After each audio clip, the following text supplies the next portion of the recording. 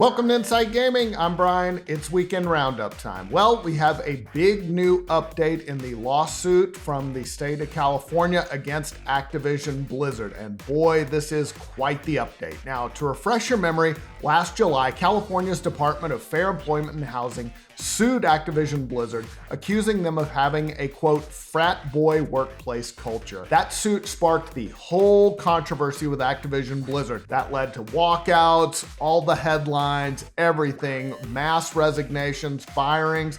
A trial date in this suit has been set for February of next year. That's the background. Here's what happened recently. Just this week, one of the top lawyers working on the California case abruptly quit, and she accused Governor Gavin Newsom's office of interfering with the California suit against Activision Blizzard. Bloomberg reported that Melanie Proctor, who is the assistant chief counsel for the state's Department of Fair Employment and Housing, emailed her staff on Tuesday saying that she was resigning to protest that her boss, Chief Counsel Jeanette Whipper, had been fired by Newsom. Now, what's more, Proctor said that Newsom and his office, quote, began to interfere with the Activision suit in recent weeks. She wrote, "The office of the governor repeatedly demanded advance notice of litigation strategy and of next steps in the litigation. As we continued to win in state court, this interference increased, mimicking the interests of Activision's counsel." So basically, she's accusing Newsom's office of interfering on behalf of Activision Blizzard, or at least it sure sounds suspicious. She wrote that her boss Whipper had, quote, attempted to protect, unquote, the agency's independence and was, quote, abruptly terminated as a result. She finished by saying that she resigned in protest of the interference and Jeanette's termination. Now, why would Newsom's office choose to help Activision Blizzard? Maybe the most toxic name in gaming right now. Strike that. There's no maybe. The most toxic name in gaming. Well, we don't know, and his office isn't talking. They referred press to the Department of Fair Employment and Housing, who said they wouldn't comment on personnel matters. That's all pretty standard. As for Proctor, the one who quit, well, she blasted the governor's office in her email, writing that, quote, justice should be administered equally, not favoring those with political influence. The implication here, Activision Blizzard's a big, powerful company. Maybe they put their thumb on the scale a little bit. I don't know. As for Whipper, Proctor's boss at the department who got fired, what might her next move be? Well, a spokeswoman for Whipper said she is, quote, evaluating all avenues of legal recourse, including a claim under the California Whistleblower Protection Act. So there you go. Another big plot twist in this whole sordid affair. Now, you might remember 2 weeks ago, Activision Blizzard actually settled a suit. This was the federal one with the U.S. Equal Employment Opportunity Commission for $18 million. That was a federal suit. Had to do with harassment. Some said, though, that settlement was far too small considering the size of Activision Blizzard.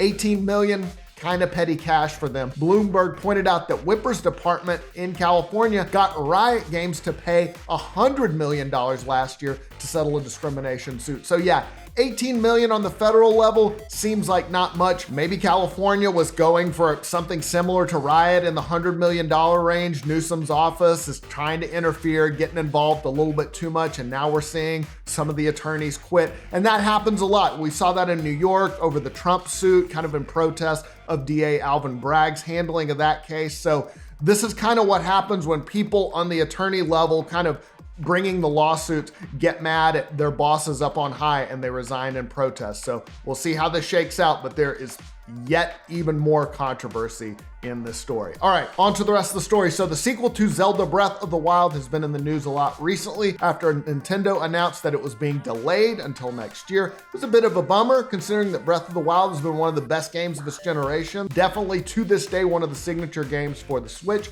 But now we got a bit of news to share that kind of makes you wonder, maybe Breath of the Wild 2 was delayed for another reason, because some hardware experts are suggesting it might be beyond the capabilities of the current Switch. The folks at Digital Foundry discussed Breath of the Wild 2 in their weekly show. They went over the game's trailer. They said they found some details that suggests that maybe Breath of the Wild 2, it might be a little bit too much for the current Switch hardware. Alex Battaglia said he didn't think the trailer was running on a current Switch, saying that the volumetric clouds in the trailer would be hard for a a Switch to pull off. He added another thing in the trailer was camera cuts having perfect anti-aliasing, which is even rare for a Series X or PlayStation 5 game. I think this is going to be the equivalent of Breath of the Wild, where it launches on the old and also the new, meaning he's suggesting it could be a cross-gen game because Breath of the Wild was also on the Wii U and the Switch, so maybe it releases around the time they come out with a new Switch or a new generation Switch. He then suggested something interesting. He said it could be the next Switch. It could just be that they rendered out a trailer on higher resolution and higher settings. Now, of course, it's not uncommon for gaming companies to release pretty trailers that are done on PC or better hardware, but they did note that Nintendo generally doesn't do that. However, there was an exception on the original Breath of the Wild trailer in the draw distance, so I don't know. We'll see. Just some food for thought. Square Enix says that development of Kingdom Hearts 4 is underway. Wait, that can't be right. Where are the million side games? Kingdom Hearts Sleepy Sleep Time, Kingdom Hearts Breath of the Dark Twilight Sleepy Sleep Time Recoded version 2. This doesn't make sense at all. You can't just jump right into a new mainline Kingdom Hearts game, but apparently they're doing it. It'll kick off a new storyline called the Lost Master Arc, in which Sora explores a city called the Quadratum that it's a little modern, a little Tokyo-ish maybe. Of course, Donald and Goofy are back, along with Strelitzia, a mysterious new character who appears before Sora in this strange new world, this new modern world. No release date set yet. Oh, and there's also a new iOS and Android game, Kingdom Hearts Missing Link. Closed beta on that starts later this year. Cyberpunk 2077 has been out for a while now, but CD Projekt Red says there is still a lot of work to be done on the game that everybody used to think was going to be good. In February, they released the big 1.5 patch. That includes the PS5 and Xbox Series X and S release, along with a handful of gameplay fixes, content changes. There's also been a patch after that with more bug fixes, but after all that, CD Projekt Red is not done. They swear they're gonna make it good, I guess. In a video on the game's subreddit, Quest director Paulo Sasko was asked if they plan to deliver a DLC expansion this year. He replied, "I can assure you that we are working on an expansion. We are working on stuff for you guys besides that. That didn't change. We are still improving the game because we are all aware there is work to be done." He added, "We are working on stuff for you. Like, I'm literally daily reviewing quests, talking to people about stuff, so it is happening." So there you go. I guess they're working on the No Man's Sky approach with Cyberpunk. There was a new No Man's Sky update announced. What was that? Outlaws? That looked cool. They're still doing stuff. Sony just gave a lot of money to Epic Games, of all people. Man, Epic. I'm glad they're getting some cash. They really needed it. The creator of Fortnite and Unreal Engine recently announced a wave of fundraising. They pulled in a total of $2 billion, and half of that comes from Sony Group Corporation. Why? Well, a release from Epic says that it's to further the development of new digital fan experiences and the metaverse. Ah, yes. Sony president and CEO Kenshiro Yoshida said that as a creative entertainment company, we are thrilled to invest in Epic to deepen our relationship in the metaverse field, a space where creators and users share their time. This is not the first time Sony has invested in Epic. In 2020, they put $250 million into the company. A year later, they added another $200 million. Obviously, $1 billion is a lot more though. As for the end goal, what is Sony gonna get out of this? It's still not super clear. Is it VR, future exclusivity deals with Epic? We don't really know. There's a lot of talk about the metaverse.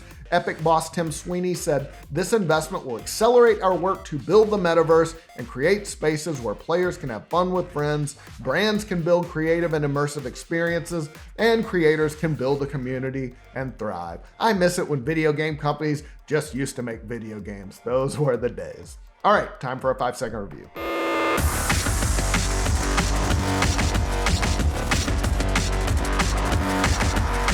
It's like Zelda with a fox.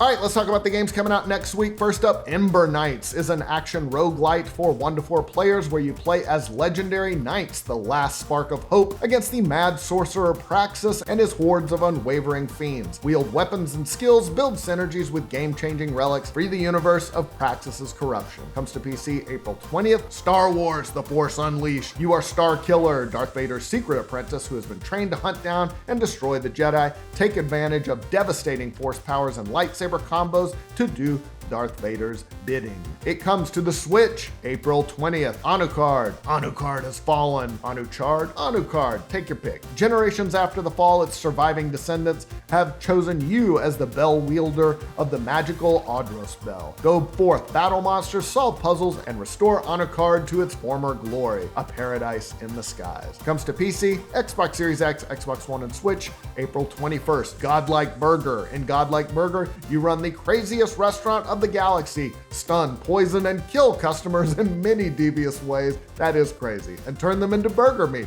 And don't worry, alien customers will keep coming if you're smart about it, because cannibalism is just too tasty. Wait, it's not cannibalism if they're eating well, if they're eating other aliens, I guess. Comes to PC, April 21st. Lumote, the Master Mode Chronicles. Meet Lumote, the squishiest bioluminescent creature in this beautiful 3D puzzle platformer. Take control of the world's inhabitants on a quest into the great depths to seize control from the Master Mode. It comes to PC, PS4, Xbox One, and Switch, April 21st. Trolley Problem Inc. is a darkly comedic narrative game based on real-world philosophical papers in which you are asked to make a series of impossible choices from two awful answers. Wrestle with your moral compass, decide the fate of millions, and compare your choices with the rest of the world. Comes to PC, April 21st. V-Lone is a creative automation game in which you assemble and program mechanisms to solve logic puzzles. Both relaxing and highly replayable, you save planet V-Lone by creating automatic constructs that move and assemble according to your master plan. Comes to PC, April 21st. Metal Tales Overkill is an action-adventure game where metal and adrenaline clash